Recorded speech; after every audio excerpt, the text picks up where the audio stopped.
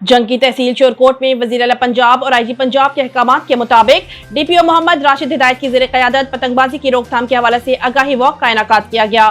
Walk میں D S پی lager, D S P city circle, وکلاء، media نمائندگان، اساتذہ اور سول سوسائٹی کی کثیر تعداد نے شرکت کی۔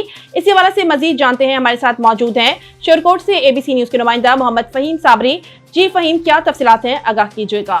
جی بالکل، وزیر اعلیٰ پنجاب اور آئی جی پنجاب کے احکامات کے مطابق ڈی پی او جنگ محمد راشد ہدایت کی زیر قیادت پتنگ بازی کی روک تھام کے حوالے سے آگاہی واک کا انعقاد کیا گیا۔ واک میں D S P legal, D S P city circle, S H O Kotwali, S H O Saddar Jhang, S H O city Jhang, S H O satellite town, وکلاء، میڈیا نمائندگان اور سول سوسائٹی کی کثیر تعداد نے شرکت کی۔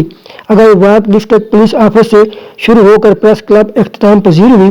ڈی پی او نے شہریوں میں پمفلٹ اور سیفٹی ریڈ تقسیم کیے۔ ڈی پی او کا کہنا تھا کہ پتنگ سازی، پتنگ فروشی اور پتنگ بازی سنگین جرم ہے۔ یہ ایک خونی کھیل ہے جس کی وجہ سے کئی قیمتی انسانی جانیں ضائع ہو چکی ہیں۔ ڈی پی او کا مزید کہنا تھا کہ ہمارا مقصد شہریوں کی زندگی کو محفوظ بنانا ہے۔ اس سلسلے میں پتنگ بازی کی روک تھام کے لیے ذمہ داران کے خلاف کریک ڈاؤن جاری ہے۔